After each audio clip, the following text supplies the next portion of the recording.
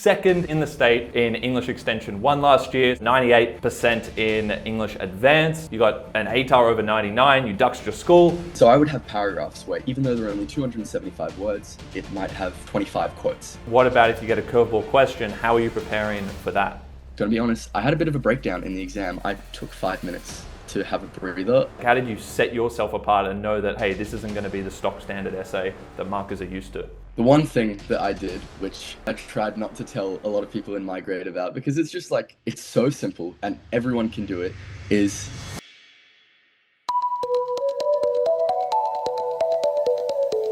What's up everyone, it's Johnny from Jedl here, and today I'm joined by Chase Feldman, who came second in the state in English Extension 1 last year. So incredibly grateful to have you here today, Chase. I mean, not only did you do so well, not only did you do so well in English Extension 1, but you also got 98% in English Advanced. You got an ATAR over 99, you duxed your school. So super keen to hear your insights, strategies, specific tactics, and I know it's going to help all of the students watching. There's a lot of students just going into the HSC now who'll be keen to pick your brain and understand your exact processes. So let's get into it. Tell me about your kind of mindset at the start of year 12, thinking back, over 12 months now. Did you have a specific goal in mind? Were you expecting to do so well in English? I guess it started in year 11. I had a really great teacher, and I remember I sort of got my first 20 out of 20 in an essay, and I was like, wow, I could really do well in English. And so by the end of year 11, before I realized that I wanted to do Extension 2,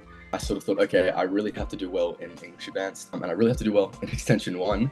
And so I planned kind of to get about a 95 in English Advanced. I sort of thought that if I put all of my time into English Advanced and sort of maybe forget about a couple other subjects, that maybe I could achieve that. And of course I did achieve that, and I didn't have to fail any subjects, but having a goal in mind, of course, definitely motivated me to actually achieve that.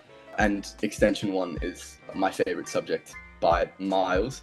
So for that, it was really just about making sure that my goal for my Section 1 mark would be high enough, because that's usually a problem for people. Tell me about your general approach to study, especially with English. What was your study routine for English Extension 1 and then English Advanced? Take us through when you started preparing, what your preparation looked like, and how you kind of ramped that up if you did beforehand, just the kind of step by step, so people get a sense of when to actually get into things and how to stay on top of it. Okay, so the thing about English, the trick is, and most kids don't do this, but it's the only way that you can actually get on top of it, is to just do it as soon as you get the notification. Every single time that I got my an English notification, I would go home, and the first thing that I would do is at least attempt to write a thesis. Even if it was terrible, at least I started it. And then it's the next day, okay, well now I can write a little bit more. And the next day a little bit more. But if you don't start that night, it just becomes a thing where, especially for most students, where English is their least favorite subject, because maybe they don't do so well and then in turn they don't like it. And it's just this cycle. So if you just start it immediately, and especially because you usually get your notification while you're in the midst of all the important content, so that you can immediately use this content. And so if you have it all fresh in your brain, you go home, you've just had English as well, because that's where you got your notification, and you just immediately start and you just put yourself straight into it, even if you really don't want to do it, because the only way to do the work is by doing it. And yeah.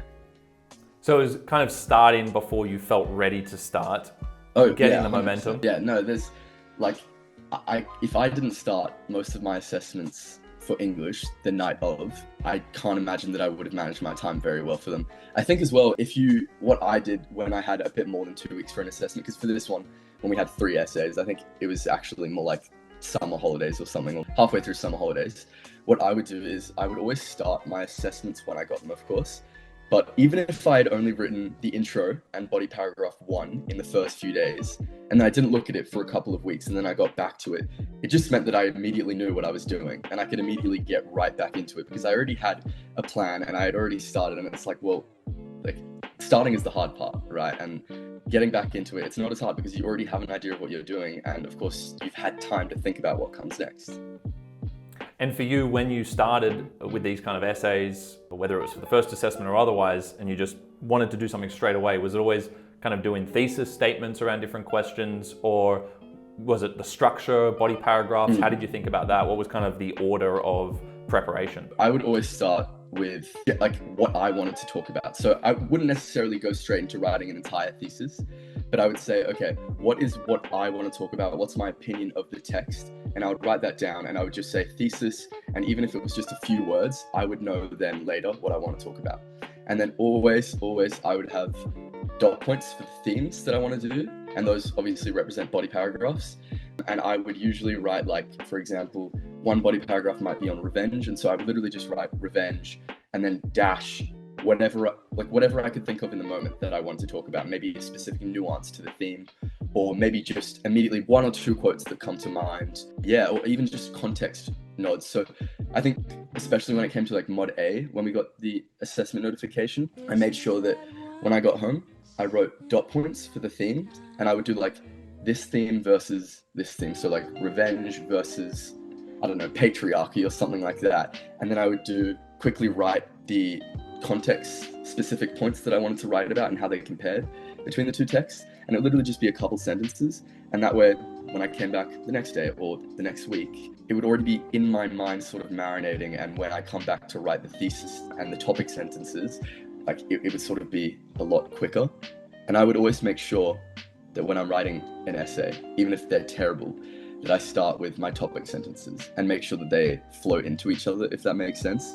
I wasn't necessarily writing my thesis first, and if I did, it's rewritten a million times. But one thing that my teacher taught me is that always your body paragraphs need to be interlinked. They need to literally go step 1, step 2, step 3. It's like an informative piece, and you need to make sure that if it makes sense in your mind, it makes sense the same as if it were reading as a story, so that it reads as a story to the marker, so that you stand out. Yeah, I love that. So having that conceptual story, you're telling a story of ideas as they progress. Did you find that when you were building that scaffold and thinking about those themes or ideas and then how they were interlinked, that there was a particularly useful way of building that structure and having that progression so they were moving forward? Did you use any kind of strategy there?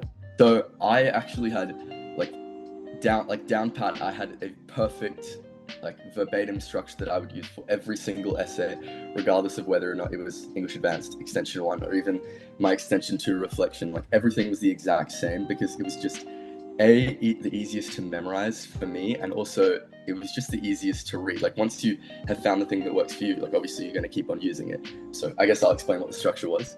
So always, no matter what, my essays would never be more than 1,000 words. Like first things first, there's no way that you can write that much, write it well and write it neatly in an essay without going overboard or sort of making the marker think, okay, now it's sort of a drag. Like, I don't know what you're talking about anymore. So always my introduction would be around 100 words.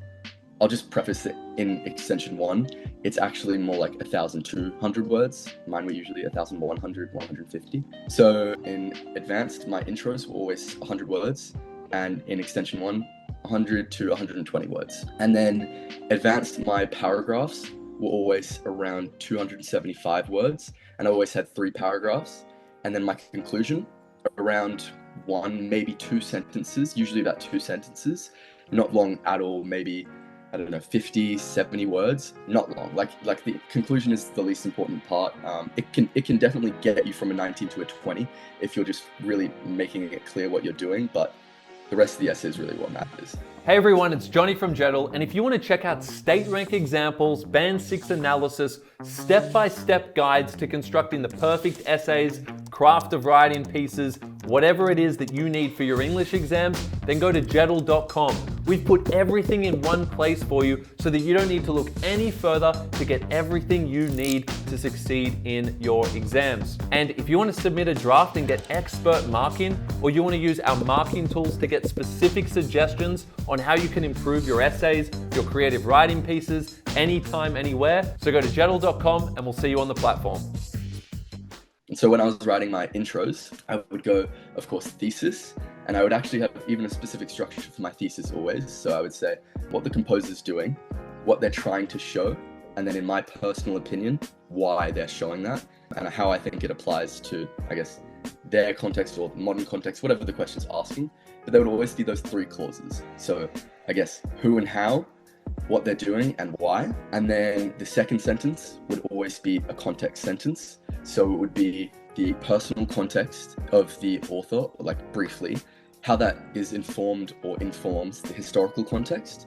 And then this is something that a lot of people don't do, but it's really important. In the same sentence, just slightly how that informs the form and structure of the text itself. This was particularly important for Common Mod because you have a whole essay just on one piece, whereas in Mod obviously 2 texts, and in Mod B for most it's many, like it's poems, it's so it gets complicated, but for Common Module especially, that context sentence is so important, even if it's quite long. And then the third sentence, usually it was only 3 sentences in the intro, which can be confusing to some people, but I got around the complexity of people getting into writing like 200, 300 word intros. And how I got around that was by not introducing my entire essay verbatim first thing. I would actually just write one sentence saying, ultimately, through theme 1, theme 2, and theme 3, the composer does this to show this. Obviously, a little complex or a little nuance in there, because you should always have your own personal opinion in your essay. And then for the body paragraphs, I would always have, of course, my topic sentence, which was a theme, and then my opinion or nuance to that theme. So it would never be love, it would be the dangers of love in this context. Like, it would always be something deeper than just one word. It should never be that simple. And then my second sentence would always be a context sentence. So it could just be one contextual nod, but for example, for, I guess, surveillance in 1984, my second sentence was about panopticism, and also how that was informed by propaganda in Nazi Germany and Soviet Russia. Like, it would always just be a few things, and usually, if you can, maybe something like a philosophical or a political or a literary framework that goes deeper than just saying the very simple context. That, like, I know that a lot of people, when they're writing their essays on The Crucible, for example, they only ever talk about nods to McCarthyism, or in 1984, they only ever talk about, and this nods to Stalinism or something like that. And it just gets really repetitive, because when you get later into your analyses and how that relates to history, because you usually have a couple nodding to historical references, you literally already said that in the context sentence. So a lot of people get repetitive, I've noticed that. And then when it comes to like what comes next after the context sentence, I usually go into a broad theme. So an extended metaphor, usually an extended metaphor, something like that, or what I just found the most important. And then always the quotes that follow, first of all, they're integrated really well with the techniques. Like techniques, analysis, it shouldn't seem like you have a perfect structure. This is where it gets more into never saying this is shown through this quote, and then having a colon and then having that quote. Like that it should never be like that. You should never be introducing your quote. You should be introducing your analysis, and then in your analysis itself, you have integrated quotes, even if these quotes are only one word. And so I would have paragraphs where, even though there are only 275 words, it might have 20, 25 quotes, because they're only 1 word, 2 word quotes. And then always throughout this, I would have, with the extended metaphor at the top, like it was either that or a character, a focus on a character. You always want to have the big picture first, set the scene. And then, of course, this paragraph would be about one theme. And the next paragraph would be the same exact structure, of course, but it would be about a theme that is directly tied to that. And so the topic sentence, and this is just one of those like nitpicky things that you can do, but the topic sentence would always flow directly on from the last paragraph. So literally the first word would be contingent on the surveillance is blah, blah, blah. Like it would literally feel like maybe it was the next sentence, when in reality it's the next paragraph. And of course you do the same for the third paragraph. And generally it's the same with if you're telling a story. You want the marker to get to the end of the third paragraph and feel like release, like feel that it's a satisfactory sort of complete storyline. So I, for example, in my 1984 essay, I talked about language and how language informs consciousness. And then I talked about in my second paragraph, surveillance, and how surveillance constricts consciousness that has already been, so it went from a systemic thing, language, to a systematic thing. And then finally, I talked about rebellion and intimacy. So then I talked about how those things actually do the ultimate thing, which is they turn one against themselves. And so it was really 1, 2, 3. And so it just felt like this guy knows what he's talking about. I guess I just wanted the marker to be satisfied with what they're reading. And then finally, of course, in the conclusion sentence, you want to do similar to what you did in your link sentence for the intro, like through these themes, the author has done this. But then also what I like to do is in the final sentence is just say a sort of summary, in my opinion, of what's going on. And I always try to make this sentence sound extremely profound. Like, always go out of my way to make it really just make the marker think, okay, maybe I don't exactly know what he's saying, but it sounds really good. Of course, I know what I'm trying to say, but yeah. Amazing. So love everything you said there. Lots to unpack. I think just a couple of things to break down a little bit further. You mentioned that in the introduction, you do like kind of a 3-sentence, 100-word intro generally, maybe a little bit longer for extension. But for those English introductions, you kind of list off all the themes or concepts in the last sentence. Is that right? You literally list them? A lot of people go straight into them and they start explaining their themes and things like that. And I do, okay, here's the thing. It depends on how much time you have, words that you have. Like in Mod A, it would literally be like, because you have to talk about 2 authors, 2 contexts in the introduction, right? And so my link sentence for that, when I talked about the themes, I was literally saying theme 1, theme 2, theme 3, like comma, comma, comma. But in common module, I had a little more words. So what I did was I would say, I think I said the control of language, like something like the constriction of surveillance, like maybe 2 words or 3 words for a theme, but not getting into it at all. Because first of all, it's like, you don't want to spoil your essay to the point where the marker's reading it and thinking, I already read this just feels repetitive.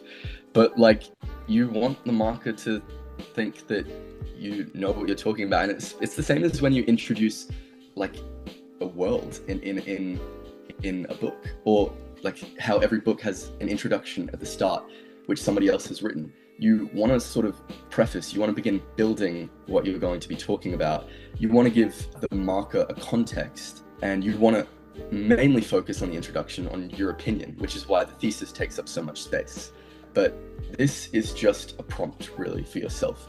That's not the essay, that's not the meat of it. And you don't want to, I guess, get straight into it. And so when you do the body paragraphs, you're extrapolating everything that you've already said. And it makes your opinion sound so much more profound because you're giving proof 1, proof 2, and proof 3 in your paragraphs.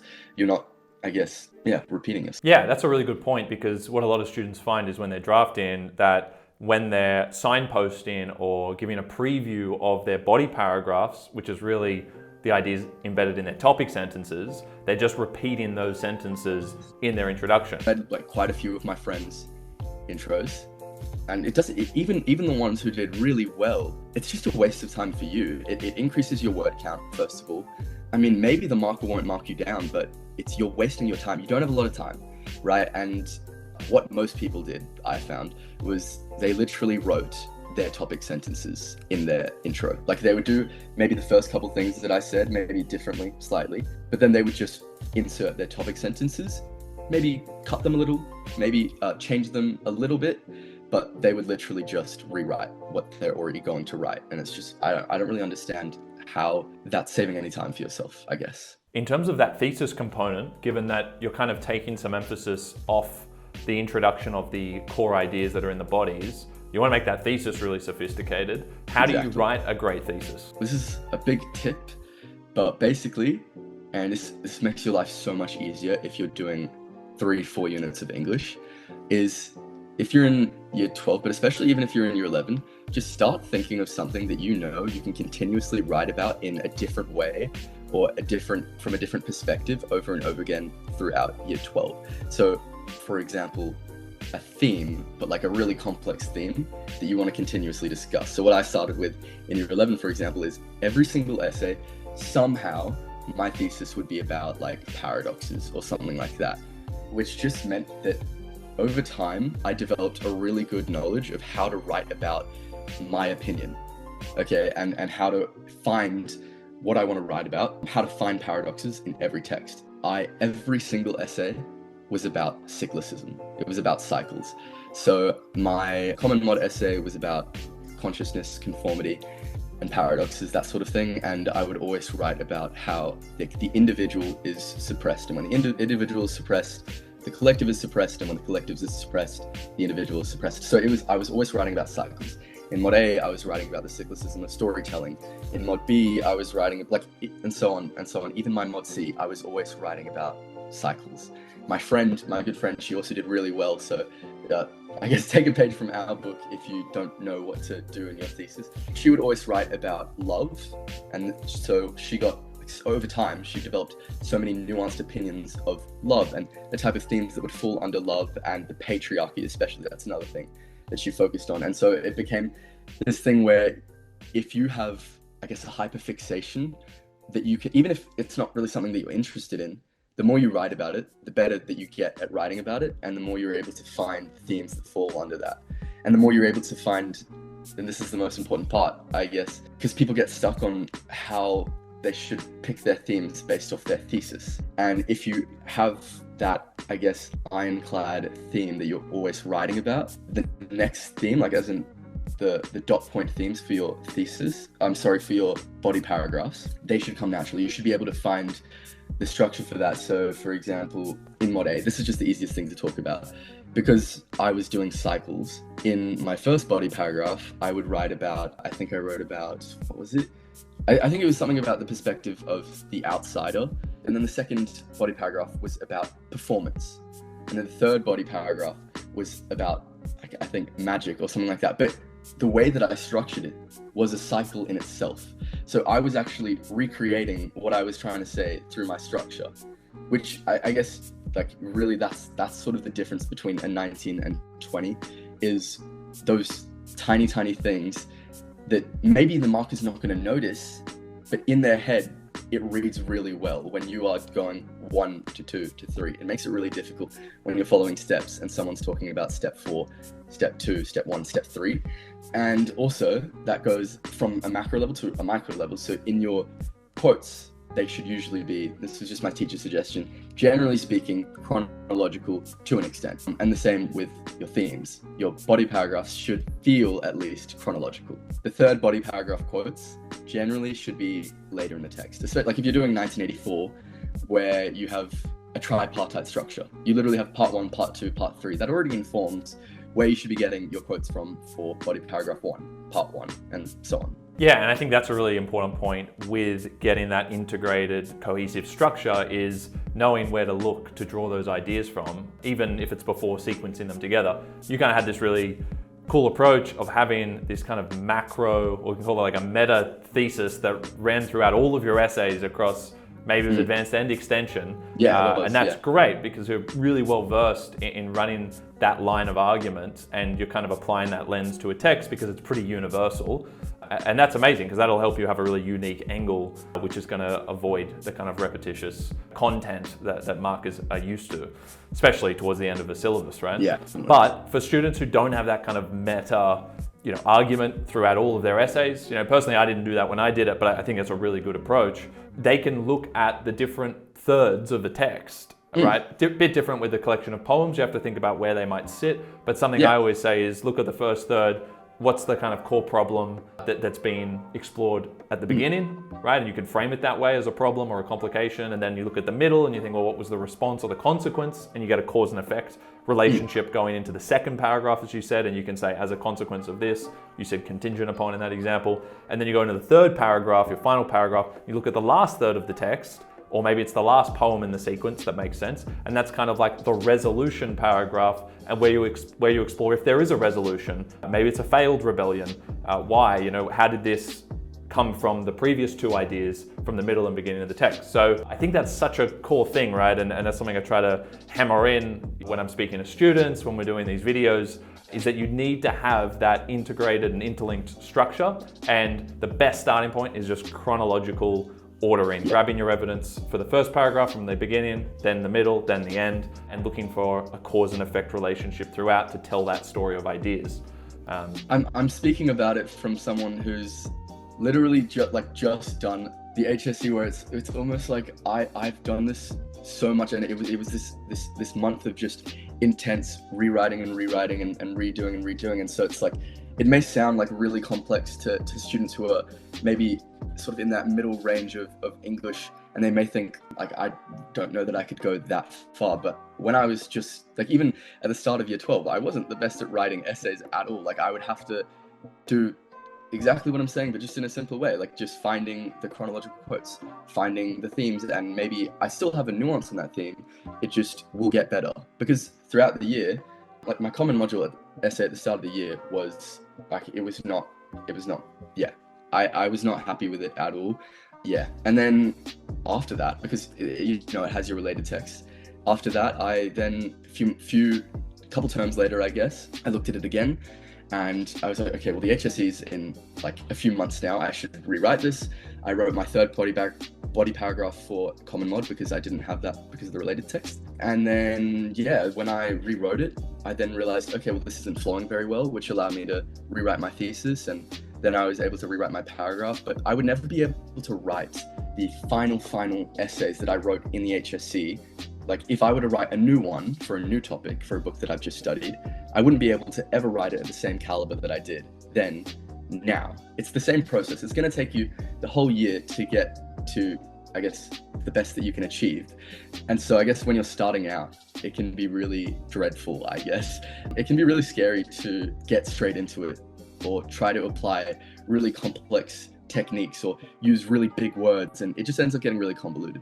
So by just starting off with a simple structure, going to your teacher, asking how you can extrapolate the structure to a big picture essay, or if they have any suggestions for quotes that you could use, or if they have an opinion on a theme, if they have a nuanced opinion, or even asking like a tutor if they have an opinion on the thesis.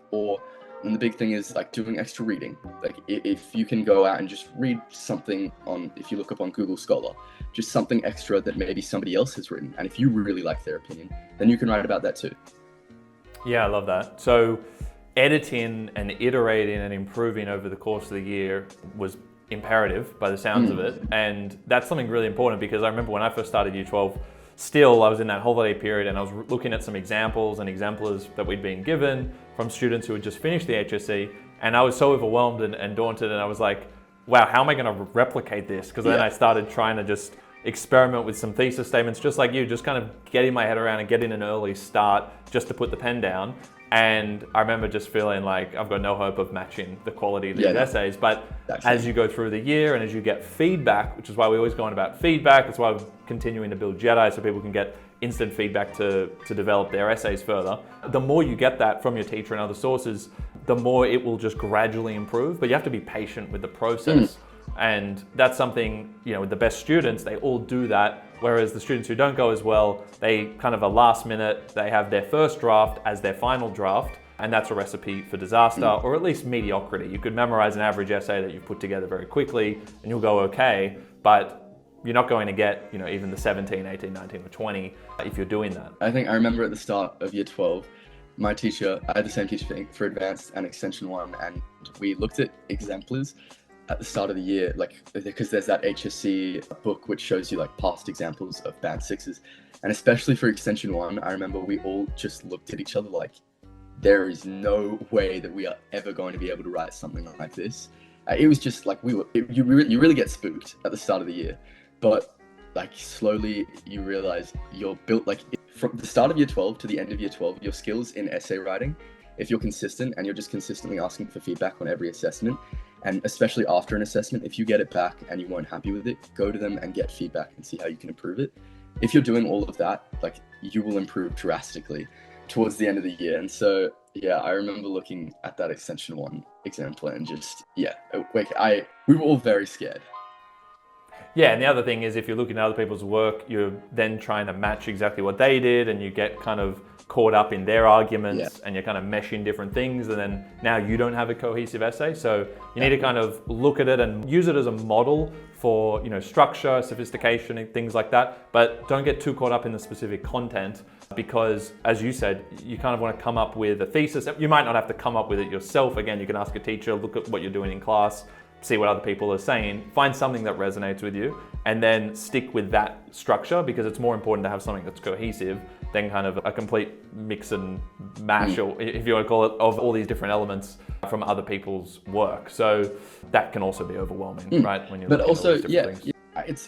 it can be really great to read exemplar essays as well, because I found that I was maybe not necessarily the quotes and the analyses, but I was always finding context references that I never knew about, which meant that every time, and I mean like even if it was every second quote or something, I would always reference it to context. And like I don't even know, like maybe sometimes it was every quote, but it was almost as if the analysis, the context, the quote, they should all feel like one sentence. They should all feel like it's just one string of explaining. It shouldn't feel like, I guess, one by one. And so reading these example essays, while they did scare me, they did give me an idea of things that I can talk about if I want to. I don't have to talk about every single thing, but I guess it was scary, but it was something that I needed to see. Absolutely. And just on that point of sophistication and absorbing these kind of key elements, specific contextual insights, seeing how they're getting so many elements into one sentence, what are a couple of other tips or strategies you used to stand out? Like, how did you set yourself apart and know that, hey, this isn't going to be the stock standard essay that markers are used to? So the one thing that I did, which I guess maybe I tried not to tell a lot of people in my grade about, because it's just like, there's competition, but it's so simple and everyone can do it. And really the only thing that it requires you to do is have read the book, which, like, if you're trying to do well in English, you should have read the book. And it's basically just getting niche quotes. Just use rare quotes. Use quotes that no one else has used. That's it. Like, if you're just using quotes that you read, that you liked, and that you can find your own analysis on, it may in fact be hard to find the perfect analysis or perfect technique for it, because most essays, like especially for 1984, like every single student is analyzing freedom is slavery, or Big Brother is watching you, something like that, and it gets so boring. And everyone has the same technique, everyone has the same analysis from the same website or the same book, the same textbook that they're using to analyze it, like ATAR notes or something like that. It's all the same stock standard thing. And so if you're just using quotes that you found that you liked, first of all, you're going to enjoy analyzing them because you picked them. And it also means that no matter what, even if you've got the simplest thesis, which you shouldn't, but even if you do, and even if your themes are pretty, I guess, primitive, it's immediately going to stand out to the marker. Like, immediately they're going to read it and be like, oh, that's weird, I haven't seen this quote, and oh, I haven't seen this. They get to the end of the essay and they're like, okay, I've marked 200 essays today, and I've seen every single quote repeated so many times, and this is the first essay where I haven't seen any of these 40 quotes at all today. Like, it's really important. And I remember there's this one quote in 1984 which I used, which I'm 100% sure no one else used, and it was "devour the tongue," because there was a quote from the end in Room 101 where Winston is about to get eaten by the rats or whatever, and then they talk about, the party talks about how the rats will jump through his cheeks and they will devour his tongue, which has absolutely nothing to do with most themes at all, and most people are never going to mention it. But what I did was I had a paragraph on language, and so I analyzed it, and I said that the rats were a representation of the party, and it was showing how they were ultimately trying to eradicate consciousness at its root by destroying language, which is obviously represented by the tongue, by just finding quotes that you thought were really interesting. And if you can relate them to themes that you have put your own nuance on, like, there's no way that a marker is going to read that and not think, wow, like, this kid knows what he's talking about. This kid has done his research. He has really, really read the book. Yeah, that's an amazing tip. And really true now, especially for students doing the HSC this year, where teachers have read 1984 essays or Crucible essays, etc., whatever they are, for like 6-7 years now. So to be able to stand out from the noise and create what's called signal is to literally have quotes that no one else is using. Yeah. So I really love that. And that's why when teachers, even if you've got a fantastic essay, like true 20 out of 20 quality, but you're using the generic quotes to make your points, which are really sophisticated, that creates this negative association in the marker's mind, right? Unconsciously, yeah. Right? They just see Big Brother is watching you. You talk about the ministries. You talk about very stock standard quotes. They now put you in the generic bucket, even if your points are fantastic. So you want to make sure that if you have unique ideas, or at least you have like a really solid essay and structure, you don't confuse the marker into thinking it's not as good as it is by giving generic quotes which are associated with average or mediocre essays. So I really love that. It's a very specific tactic to, in the marker's mind, make it seem like something that is genuinely different. Yeah. And it can even amplify the quality of the rest of it, where the points might not be as strong. At least you're using something kind of unique from the text. And also, it's the exact same with context, and the same with techniques. I think a lot of people do get a little bit carried away with techniques. especially when they're preparing for short answers, because because what you can do is you can literally just go to ChatGPT and ask, what is give me a really complex technique that this quote uses. But a lot of people don't realize that if that technique has nothing to do with the way that you're analyzing it, it really just becomes like word pollution. Like it just fills up your essay, and after a while it gets really confusing. And so instead you can just look up techniques, or even if you're using AI to find out techniques, that's completely fine, as long as you're actually thinking, why is this technique being used? Like, what is the importance of this technique? How does it inform the textual integrity? But again, the main thing is, similarly to if you're using niche quotes, is using niche context references. And this is a big advantage if you take extension 1, because you have an awareness of a much greater amount of contextual nods. So for example, I think in my 1984 essay, I randomly sprinkled in like hyperrealities. And then in Mod A, I would randomly sprinkle in, like Mod A especially, like you should have tons of contextual references, maybe in every second sentence.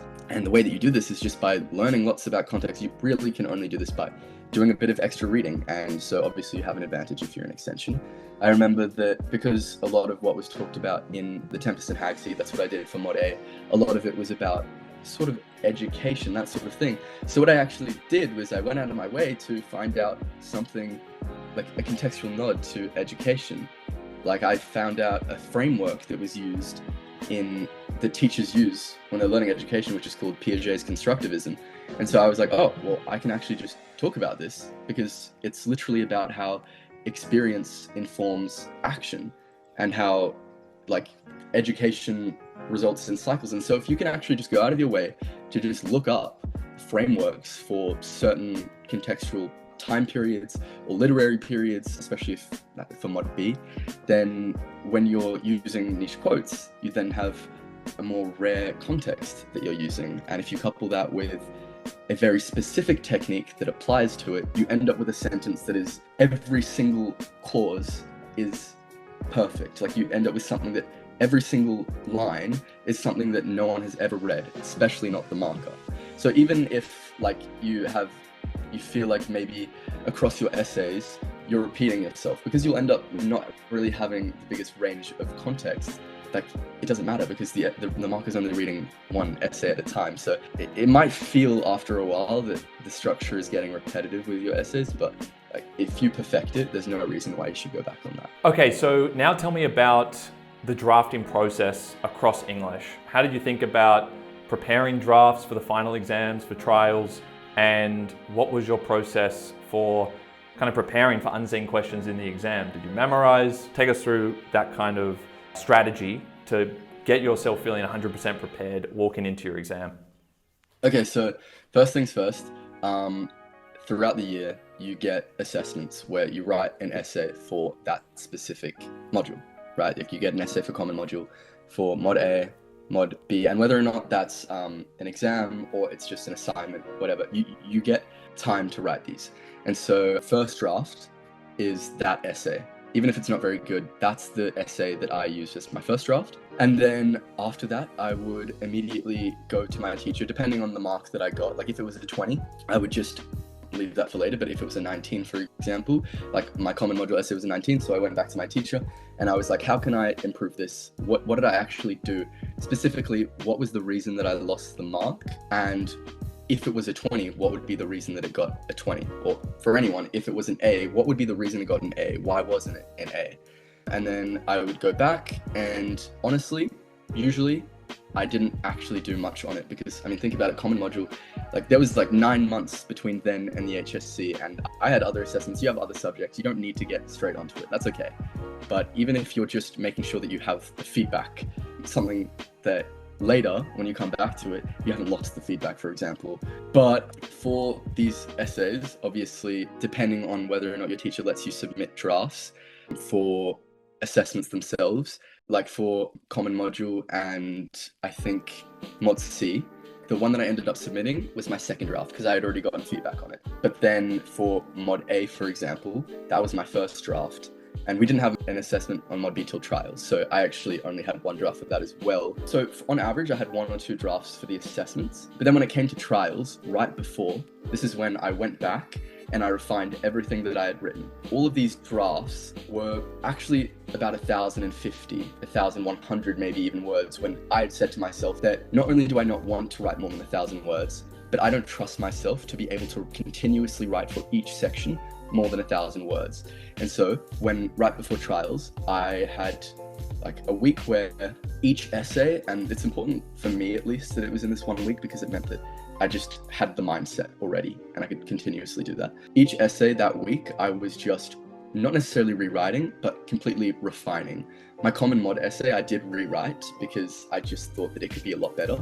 And so for each one, I cut down, and I tried to cut down as much as I could to 980-ish words. And what this meant was actually not necessarily changing what I was saying, but finding sentences where there were multiple words used, maybe in a certain tense, that could just be changed around, where actually I put the technique first. And instead of saying the paradox of, I could just say paradoxing or something like that. That's a really important tool to use, is to actually just change the tense of things, change your sentences around, find out what actually makes it sound the best, what makes it flow the best. And so this is what I was doing throughout that week. I was really just trying to perfect these essays before trials. And then trials comes along, and so for each module, I had now 2 or 3 drafts, depending. And then I did quite well in trials. But the good thing about trials is even if you do really well, you know now exactly how you are going to sit the exam and exactly the struggles that you came across in trials.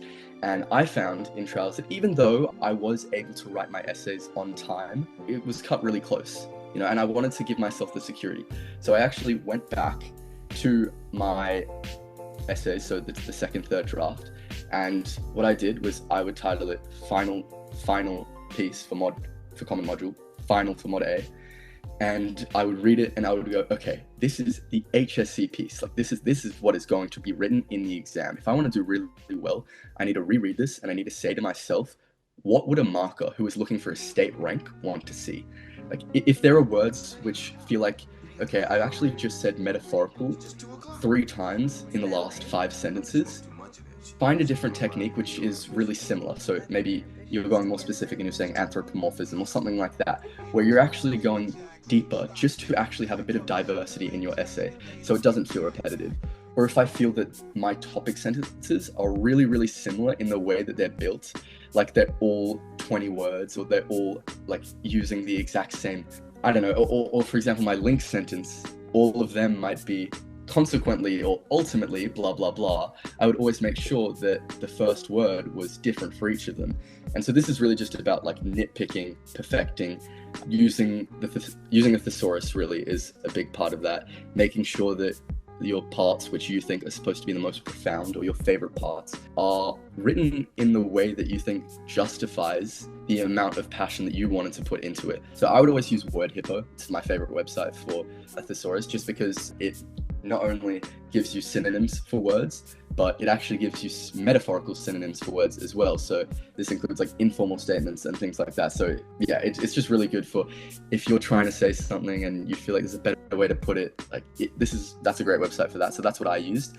And so when it came to the HSC, I had 3 or 4 drafts, and now I had my final piece that I was going to write, and they were all around 970-ish words. And so when I was memorizing, because I memorized all of my essays, if my teacher's watching this, I'm sorry, but for me, I found it the easiest way. The thing is, it's not the best for every student to memorize at all. Like, it is not. And the reason I say that is like it might sound like counterintuitive because I did really well and I memorized my essays. But the thing is that I had actually like known these essays so well, and I had written these essays word for word. Word for word, I put so much passion into them, where I actually knew my thesis really well, so that worst comes to worst, I'm thrown a curveball, I can catch it and I can change it. And the big thing that this comes down to with people memorizing their essays and stuffing up in the exam is if you've written a perfect final essay, there is no reason that you shouldn't be able to adapt it no matter what. The problem that people end up coming across is they don't know what to write, so either they write their memorized essay verbatim or they don't have the best vocabulary. So what ends up happening is they write their essay, but they've changed their thesis statement, and their thesis statement ends up being pretty poor because they've been forced to come up with it on the spot.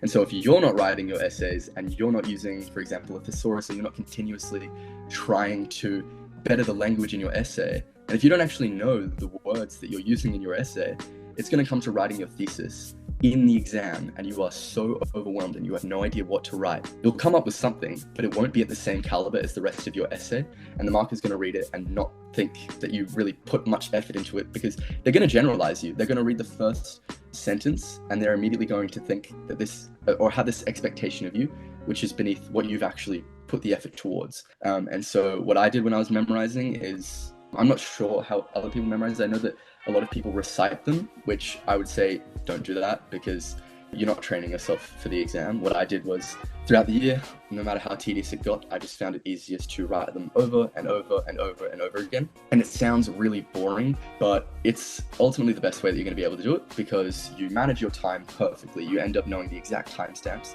that you need to follow in the exam, but also you perfect your handwriting, you know the speed that you need to go to write legibly.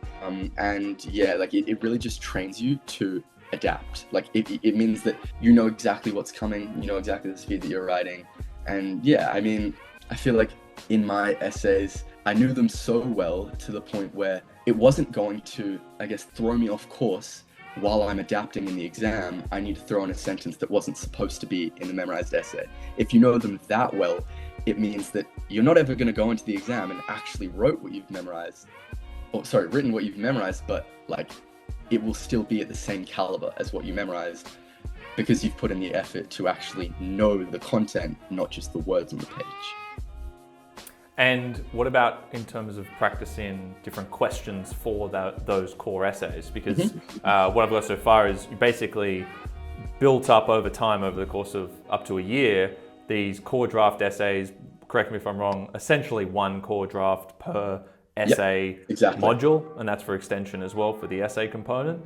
You're perfecting those over time, you're refining them, getting feedback, edit, improve, so much that you effectively are memorizing it as you're doing that, but then you do have this conscious memorization process towards the end anyway, lock it all in. You know it super well, you are going to be able to maintain the level of sophistication because you know the text quite deeply and you know what your essay is actually getting at. You haven't just memorized something superficially. That's what we've gotten up to, but then what about if you get a curveball question? How are you preparing for that?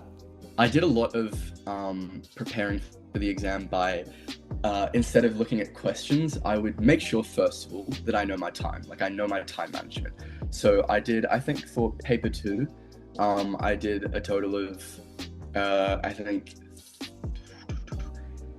full-time, maybe 4 or 5 practice papers for paper 2 in full-time, and then individually, obviously, I was doing them differently. Like I was doing them individually as well, timing myself.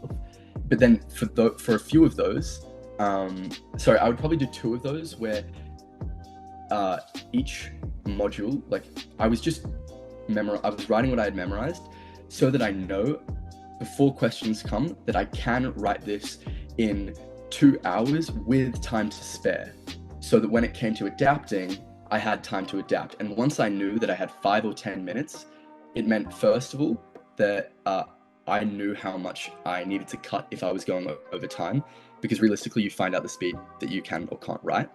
And then once I had then gone and refined to the point where I can write that much, is then when I would go and I would do the practice questions, because then I know that I have time to adapt.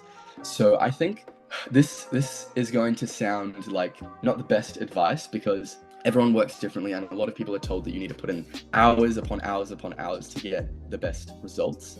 But honestly, for paper 2, I think that in total, before the HSC, I did a few before trials, but for the HSC, I did 3 paper 2s with questions. And I did them, I think, 2 days apart each. And this was in, I think, the week before, this was 2 weeks before the HSC, because paper 2 for me was the hardest exam by far out of all exams, just because of time management, mostly just because of your hand cramping.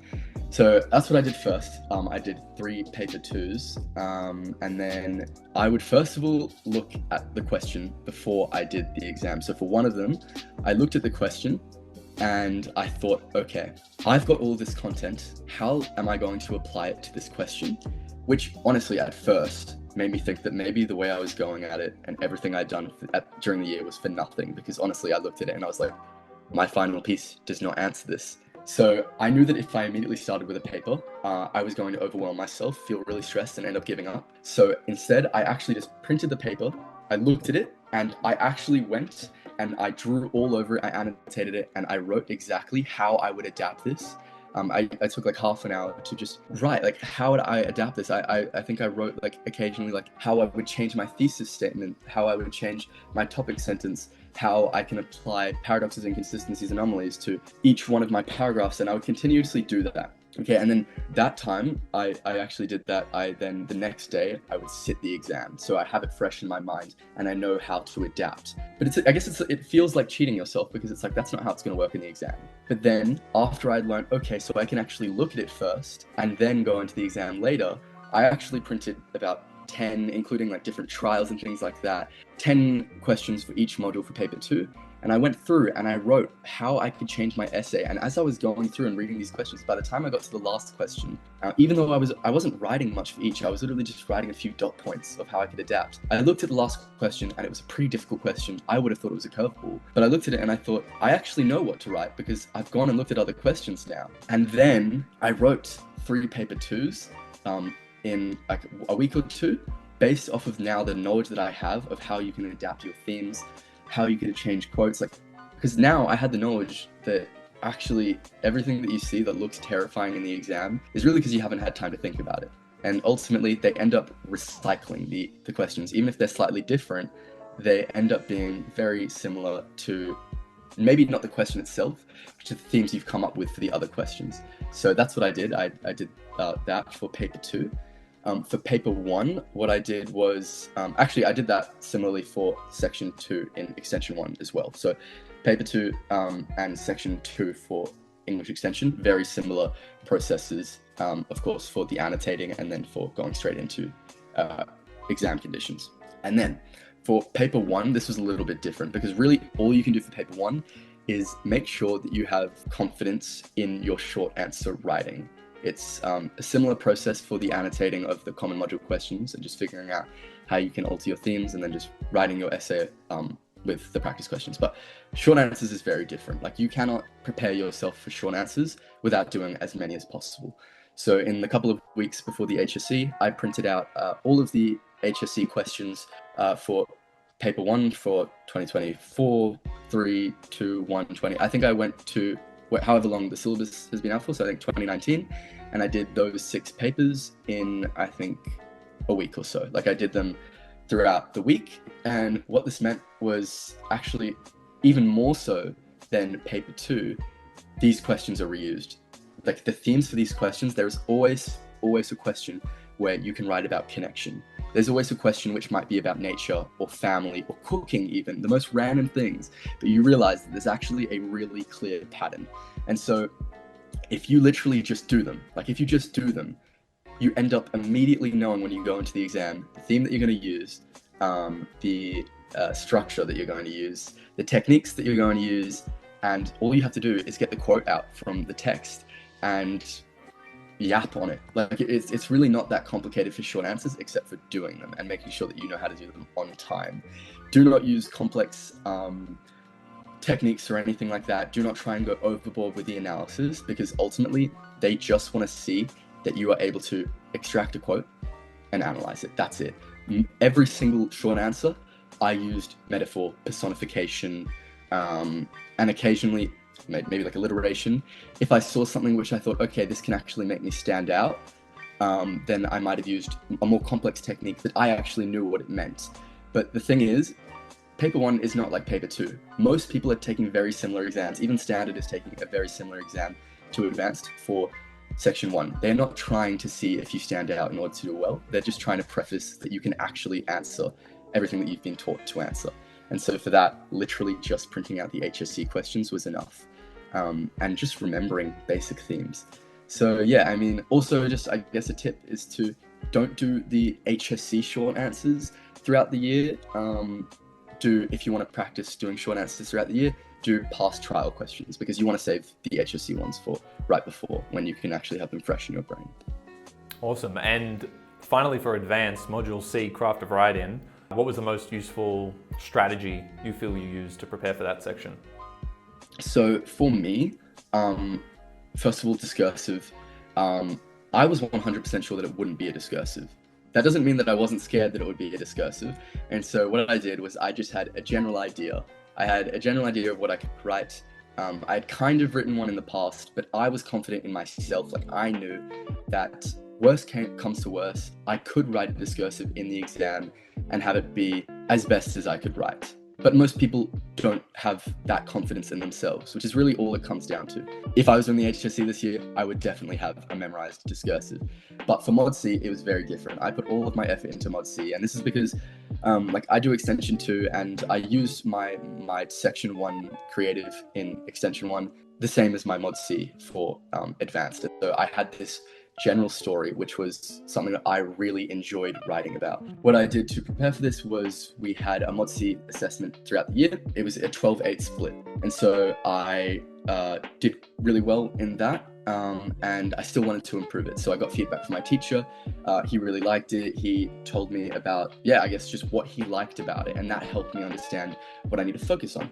And so now I had this creative that I could memorize for a 12-8 split, but the problem was that it might not be a 12-8 split. And so what I ended up doing is, first of all, I refined everything completely for the creative. I cut down as many words as I could, not necessarily because I couldn't write that amount, but just because it would help me in the exam to write less.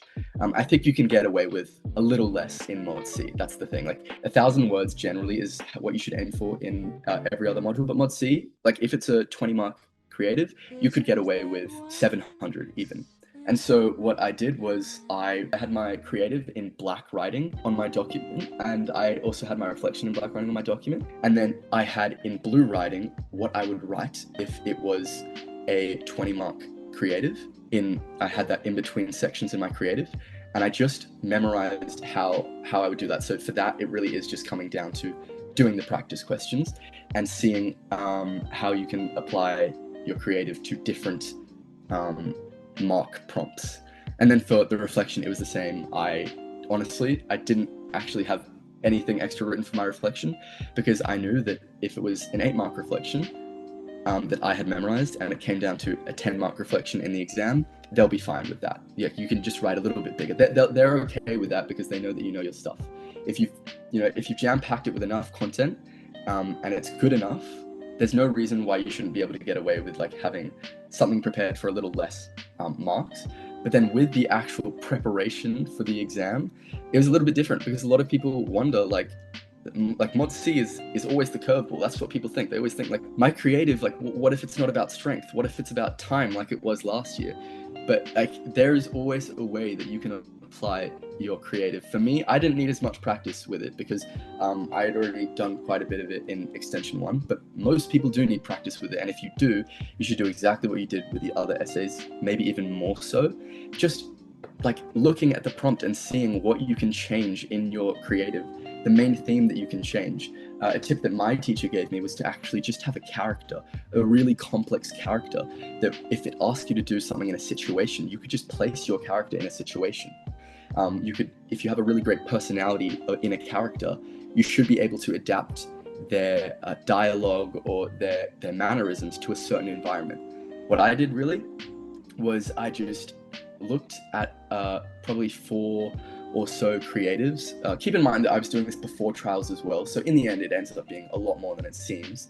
But I would just see how I was going to adapt it. So for example, my creative was about, it was a satire, it was like really weird, like postmodern piece, and it was about like this painting, but the painting was actually an enter sign.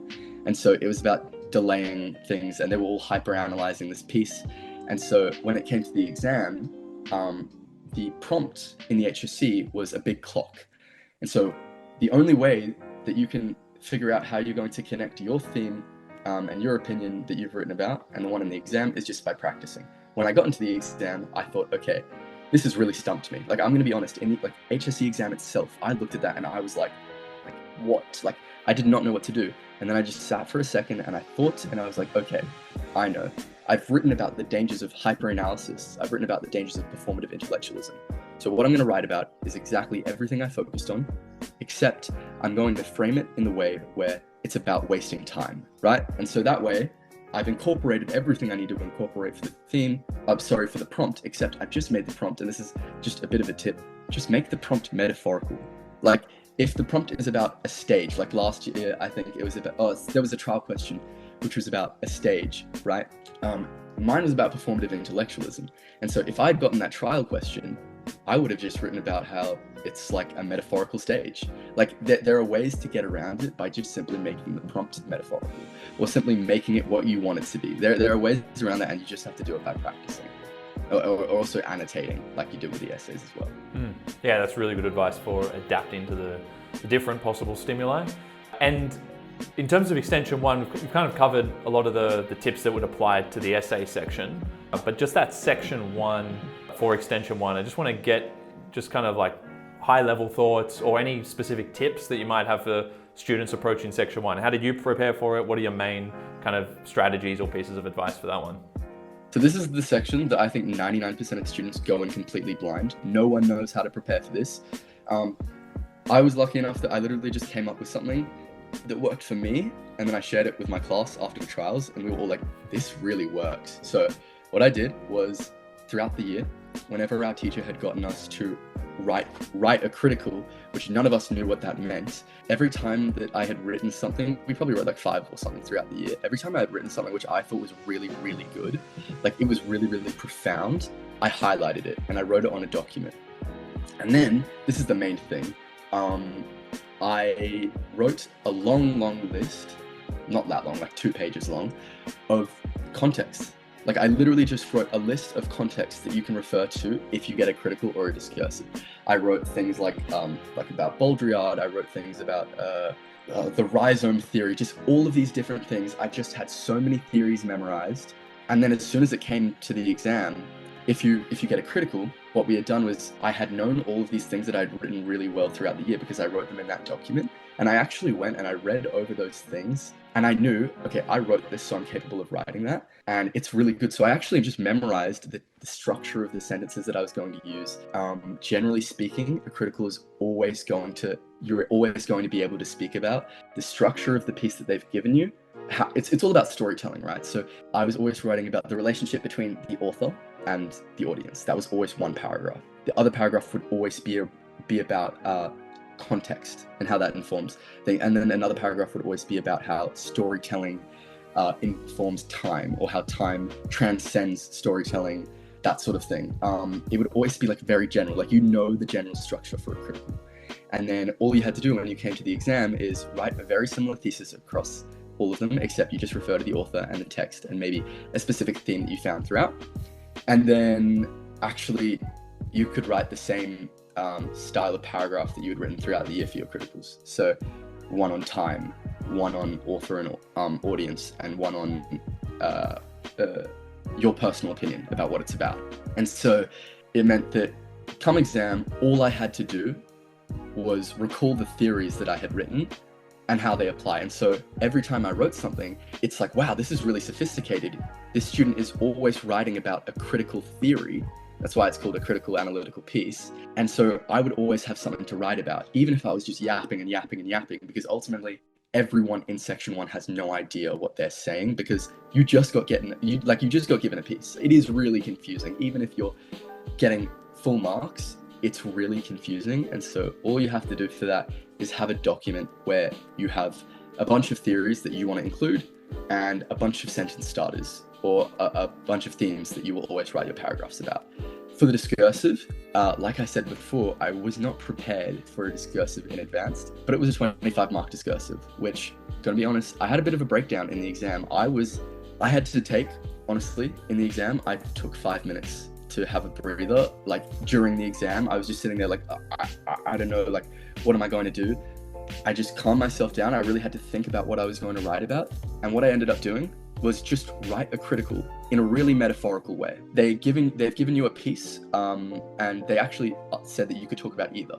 So I knew that the question was about, I think it was about how the meaning is informed by the author, or something like that, or how something like that. And I knew that I was able to write a really good critical on that, but I didn't know how to write a discursive on that. And so what I had done instead was, luckily for me, because I had done that thing with the sentence starters and writing really good sentences in preparation for my criticals, is I had really good words that I could use, and I had really good flow on sentences. Because the thing is about extension is, whether or not you're writing a critical or a discursive, is you can always write really metaphorically, or you can always try to write like really mellifluously or something like that. And so when it came to writing my discursive, all I was doing was putting a critical into a sort of story format, because a discursive is ultimately just a conversation, and a conversation is just elements of creative and elements of essay. It's just an informal piece. And so I really just wrote what I was writing in a critical, except as though I was discussing something. And so that meant that I could use really metaphorical things. It meant that I could take quotes from the inspiration text they gave me and just chuck them in, and just really be inspired by what they've given me. And yeah, if you can just really, discursive is just about as much as you can write from your own brain. If you can just continue to write metaphorically about your opinion, which you already would have done in the critical, it should be able to translate pretty nicely if you also had a creative memorized, because you have this combination of words that you can use and extract from. And ultimately, you're just using your own voice. So even though it's really difficult, it's really similar preparation for critical and discursive for extension. Awesome. And for the essay section, again, we've covered a lot in terms of your approach, how you structure things. Any final words of advice for that essay section? And maybe just let us know what elective you were doing and some of the texts. So I did Worlds of Upheaval, I did Frankenstein, Metropolis, and my related was The Second Coming. Pro tip, you're not going to be asked, like, it really, I don't want to make any promises, but never are students asked to write about 3 prescribed texts or 2 related texts. I've never, that's, focus on your 3 main texts that you're doing. And it's the same with the way that you structure that. I talked about structuring essays in advance. You want each, it's so much easier, and a lot of people like to integrate, but I find it so much easier to have 1 paragraph on one text, the next paragraph on the next text, and so on. And so what you can do is make the text chronological. So obviously, yep. And then the themes as well, you do the same thing with how they transition into each other. You just write in the first topic sentence how the theme from the last text is translated into the next. And then ultimately, you're always going to be talking about how this is about Worlds of Upheaval, or whatever your elective is. It's a really similar process to advanced. So yeah, I mean, as long as you know, I guess, your rubric points, your syllabus points for extension 1, you should always just be able to chuck in something about solace, or chuck in something about point of views, I think is one of them, something like that, or new horizons. If you have memorized an essay where you've just actually integrated every single syllabus point, it just means that when you get into the exam, you can focus on that syllabus point, and the marker is going to see that you know the rest of the syllabus too. So it's only a win. So final structure for you, you said it was about 1,200 words or 1,150 for the essay. Relatively short introduction compared to the bodies. Exactly. You had 3 body paragraphs with 2 prescribed texts followed by the related. Exactly. I just feel like come exam, you get thrown a curveball. It's really hard to adapt an integrated piece where you have 3 texts in one. You just make it so much easier for yourself if you only have to adapt a text one by one. So yeah, I mean, as long as you have all of your syllabus points and all of your themes down pat, there's no reason why you shouldn't be able to use that as a skeleton for whatever they throw you. Usually it's going to be about context or authorial intent or something in particular, which if you have a wide range of things that you're discussing in your essay, all that means is that you get to answer the question. Plus, if you have something that you're always writing about, for me it was about cycles, it meant that not only did I answer the question, but I actually had a nuanced answer too, because I had framed my answer around the thing that I'd fixated on throughout the year. And if you had one specific thing that you think helped you stand out? Because ultimately you got a state rank in this, you said it was 49 out of 50, most likely 25 out of 25 in the essay section. What would be the one thing? Is it the same things as before? You had the niche quotes, niche context. Is it a slightly different thing, you think? So definitely niche quotes, 100%. But the main thing is you want to have a writing style. I think that's probably what helped me stand out a lot, is that no matter if I was doing a critical or a discursive, my essay itself was always written a little metaphorically. My conclusion sentence, for example, like I remember this one time, I think even in the exam itself, I wrote something like how in the fire of destruction, there's a creation that is ultimately born in the rubble, something like that. But the thing is that extension markers are there because they want to see how you have gone above and beyond what you've done in advanced. If you write in a way which is really unique and really interesting and shows that you have sort of both a creative flair and you know what you're talking about, so on top of niche quotes, you've actually got a really like metaphorical, flowy style of writing. Extension is where you should express that. I will admit that sometimes in advanced, if you do the same thing, if you write maybe a little bit metaphorically, a lot of the time sometimes you have markers who actually just became markers. They might be like 24, 25, they've just become an English teacher and they've gotten this opportunity.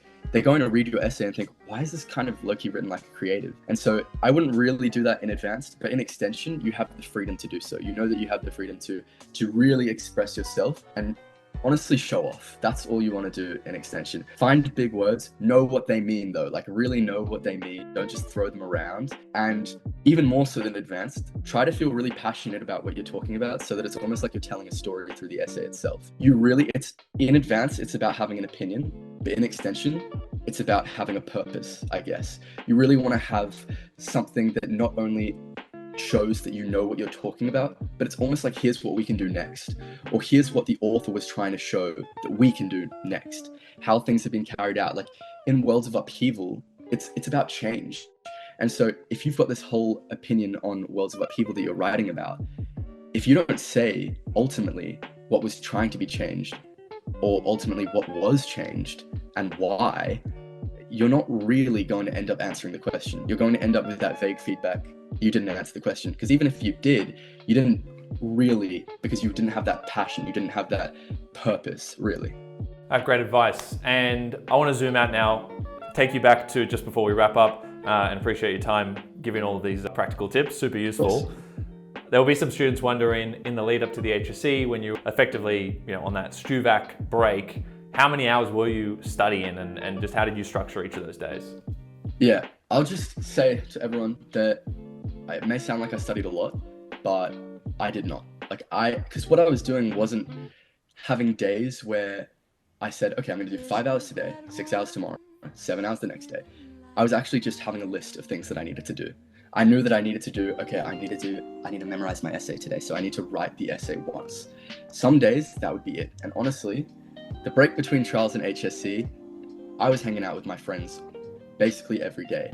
And this is also throughout the year. I was every Saturday, I would make sure that I was going out on a Saturday. I wasn't destroying my social life and my studies. There's no way that I would be able to do that well if I was stressing myself out that much and giving myself no time for pleasure or free time. And so between grad and HSC, my friends and I, we had the best time. We were always doing something, whether it's just chilling, things that we didn't really get to do in the lead up to trials because we were so stressed.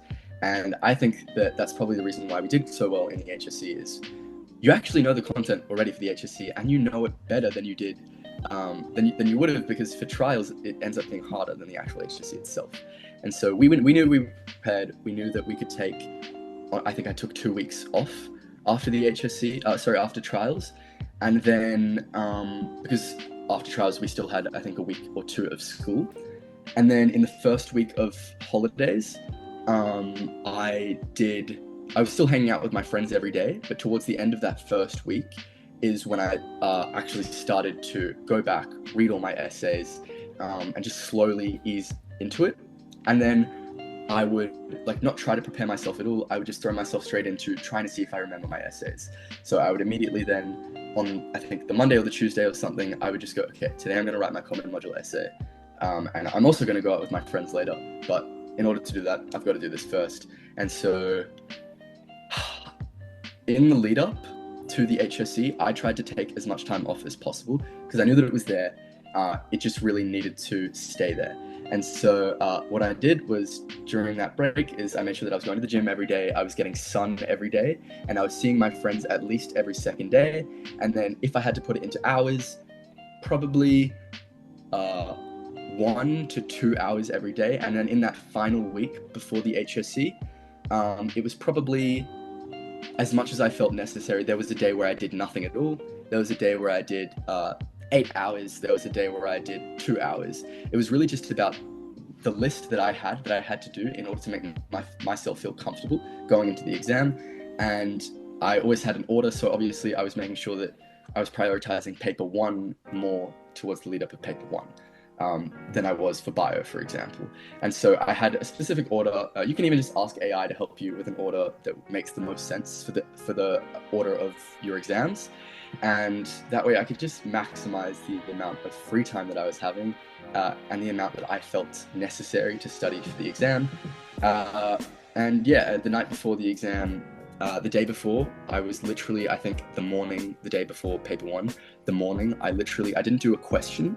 I just made sure that I had the memorization down pat and that I had time to spare. That's what I did the morning before. And that entire day, I just did nothing at all.